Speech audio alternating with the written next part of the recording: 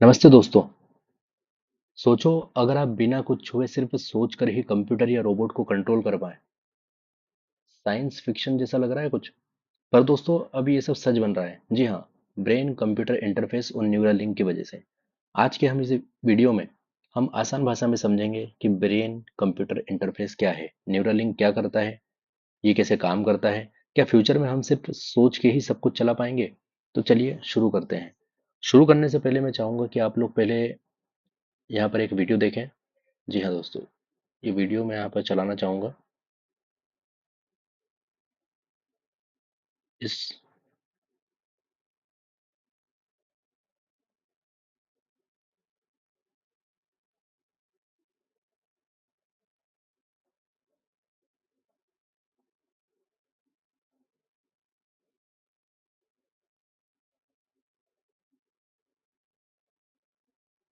देखा दोस्तों आप लोगों ने।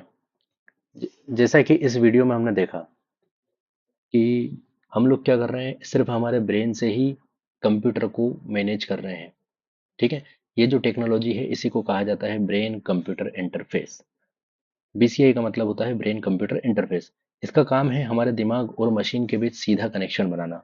हम हमारे दिमाग के थ्रू ही मशीन से बातचीत कर पाए, उसको कोई कमांड दे पाए। हमें कोई भी आवाज की जरूरत नहीं है, ना ही कोई हमें हाथ से कुछ उसे टच करने की जरूरत है। ये क्या करता है, जो हमारे थॉट्स है उनको ब्रेन सिग्नल के माध्यम से क्या करता है, मशीन लैंग्वेज में कन्वर्ट करता है और कमांड के रूप में इसका उपयोग करता है। जैसे कि आप सोच रहे हो कि मूव द कर्सर, तो कंप्यूटर उसे मूव कर देगा बिना आपके टच किए, बिना आपके बोले। इसी को कहा जाता है ब्रेन कंप्यूटर इंटरफेस। अब ये काम कैसे करता है, जैसे हम कुछ सोचते हैं तो हमारे दिमाग में क्या होता है कि सिग्नल्स बनते हैं जिसे न्यूरॉन्स जनरेट करते हैं। बीसीआई इन सिग्नल्स को मशीन रीडेबल डेटा में बदल देता है।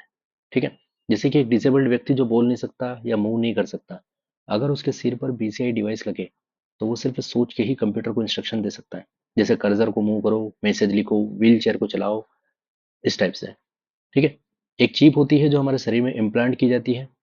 वो स्कल के अंदर एक्चुअली में इम्प्लांट की जाती है। फिर क्या करती है, वो चिप हमारे थॉट्स को रीड करती है और वो डेटा सेंड करती है कंप्यूटर को, कंप्यूटर रीडेबल फॉर्म में। फिर कंप्यूटर उसको डिकोड करता है, आपके ब्रेन सिग्नल को, और फिर उसके अकॉर्डिंग कमांड को एक्सेप्ट करता है और उसके अकॉर्डिंग आउटपुट देता है। ये वैसा है जैसे कि रिमोट कंट्रोल की तरह। ठीक है। बहुत ही सिंपल भाषा में हम लोग समझेंगे कि कैसे बीसीआई काम करता है, और हम जानेंगे कि न्यूरल लिंक क्या होता है। न्यूरल लिंक जो वर्ड है, थोड़ा सा वर्ड निकला हुआ है। ये न्यूरॉन्स, हमारे ब्रेन जो न्यूरॉन्स जनरेट करता है, मतलब हमारे ब्रेन के अंदर जो न्यूरॉन्स होते हैं, उन न्यूरॉन को लिंक करने के माध्यम से ये वर्ड को निकाला गया है। ठीक है। न्यूरालिंक एक न्यूरो टेक्नोलॉजी कंपनी है जिसे एलोन मस्क ने 2016 में बनाया था। इसका गोल क्या है कि दिमाग और कंप्यूटर के बीच हाई स्पीड कनेक्शन बनाना। न्यूरालिंक एक छोटी सी चिप होती है जो ब्रेन में लगाई जाती है सर्जरी के माध्यम से। ये चिप क्या करती है, हमारे दिमाग के सिग्नल्स को पढ़ती है और फिर उन्हें ब्लूटूथ या वायरलेस के थ्रू कंप्यूटर तक भेजती है। इसका विजन है कि ब्लाइंड लोग दोबारा देख सकें, जिन्हें पैरालिसिस है वो पैरालिसिस वाले लोग मूव कर सकें, मेमोरी लॉस और डिप्रेशन जैसे प्रॉब्लम्स का भी ट्रीटमेंट हो सके। तो ये क्या हो सकता है, ये एक रिवॉल्यूशन हो सकता है। ये एक रिवॉल्यूशन हो सकता है ह्यूमन हिस्ट्री में। ठीक है। अगर हम बात करें इसकी चीप की, तो ज़्यादा कोई बड़ी साइज नहीं होती है चीप की। एक स्मॉल कॉइन के बराबर, कॉइन से भी छोटी होती है, जो हमारे स्कल के अंदर इम्प्लांट की जाती है, जिसमें 1024 टीनी थ्रेड्स लाइक हेयर, जो हमारा हेयर होता है उस टाइप के क्या होते हैं, थिनी थ्रेड्स होते हैं। ठीक है। इसका पर्पज है कि ब्रेन एक्टिविटी को रीड करना, जिसे ब्लूटूथ या वायरलेस के माध्यम से क्या किया जा सकता है, कंट्रोल किया जा सकता है। अब बीसीआई और न्यूरालिंक के माध्यम से क्या कर सकते हैं, ये मैंने थोड़ा सा यहाँ पर एग्जांपल एक टेबल के माध्यम से भी समझा है। जैसे किसी को पैरालिसिस है तो वो व्हील चेयर को कंट्रोल कर सकता है, फोन या आर्म को कंट्रोल कर सकता है जस्ट बाय थिंकिंग।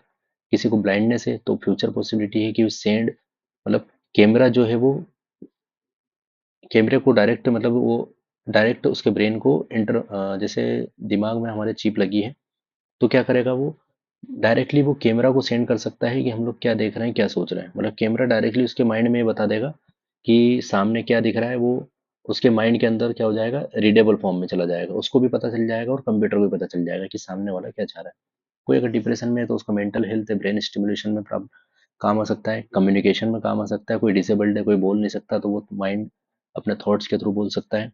गेमिंग और टेक्नोलॉजी में भी इसका उपयोग किया जा सकता है। इसे आप और अच्छे से देख सकते हैं। अब इसके कुछ फायदे भी हैं, कुछ नुकसान भी हैं। पहले फायदे देख लेते हैं कि क्या होगा। हैंड्स फ्री डिवाइस कंट्रोल, मतलब हमारे हाथों के बिना भी हम लोग डिवाइस को चला सकते हैं। जो डिसेबल्ड व्यक्ति हैं उन लोगों की भी इससे हेल्प होगी। मेंटल हेल्थ से रिलेटेड जो प्रॉब्लम्स है उनका ट्रीटमेंट किया जा सकता है। ह्यूमन और मशीन के बीच में कम्युनिकेशन बहुत ही फास्ट होगा। जैसे अभी हम क्या करते हैं, हमें लैपटॉप को, कंप्यूटर को कोई इंस्ट्रक्शन देना है, या तो हम वॉइस का यूज़ करते हैं या फिर हमारे हैंड्स का यूज़ करते हैं। तो फिर क्या होगा, न्यूरल लिंक के आने से डायरेक्ट हमारा ब्रेन इंस्ट्रक्शंस देगा कंप्यूटर को। ठीक है, तो ये इससे एक बेनिफिट मिलेगा। इसके अलावा क्या है इसका फायदा, माइंड के थ्रू हम लोग गैजेट्स को भी कंट्रोल कर सकते हैं। ठीक है, ह्यूमंस और एआई दोनों मिलकर काम कर सकते हैं, और इससे क्या होगा, लर्निंग भी हमारी फास्ट होगी। तो ये हमारे कुछ बेनिफिट्स है, लेकिन साथ में मैंने कहा हर सिक्के के दो पहलू होते हैं। उसी तरह से बीसीआई के भी कुछ रिस्क हैं जो हमें ध्यान में रखना चाहिए। पहला तो कि ब्रेन सर्जरी का रिस्क है। अगर चिप इम्प्लांट करनी है तो हमें ब्रेन की सर्जरी करनी होगी। ठीक है, इससे क्या हो सकता है, हैकिंग भी हो सकती है, आपके डेटा का मिसयूज हो सकता है, जिससे प्राइवेसी कंसर्न हो सकता है, कोई हमारे थॉट्स भी पढ़ सकता है। ठीक है, इसके साथ साथ एक्सपेंसिव टेक्नोलॉजी और अभी पब्लिक के लिए रेडी भी नहीं है। फिर इसके अलावा इथिकल डिबेट्स भी होती है कि क्या मशीन इंसान से भी ज़्यादा स्मार्टर हो जाएगी। तो इस टाइप के कुछ कंसर्न है, हालांकि इन पर हम लोग, हमारे जो साइंटिस्ट हैं वो कुछ ना कुछ इनको कम करने के लिए प्रयास करते रहते हैं। तो इनका भी कुछ ना कुछ ओवरकम निकलेगा ही सही। ठीक है, क्या फ्यूचर पॉसिबिलिटीज हो सकती हैं इसकी, आने वाले 10-15 सालों में अगर हम देखें तो हो सकता है कि आप बिना कीबोर्ड के लिख पाए, कोई ट्रांसलेशन डिवाइस सिर्फ सोच से ही काम करे, या दिमाग में म्यूजिक बज रहा है वो भी बिना हेडफोन्स के। ये फ्यूचर अब दूर नहीं। ठीक है, क्या क्या पॉसिबिलिटी है कि ह्यूमन और एआई का कोलेबोरेशन होगा इससे। आप किसी भी टाइम कैसे भी सीख सकते हैं। एलिपैथी लाइक कम्युनिकेशन होगा, मतलब कि माइंड के थ्रू आपका कम्युनिकेशन हो रहा है।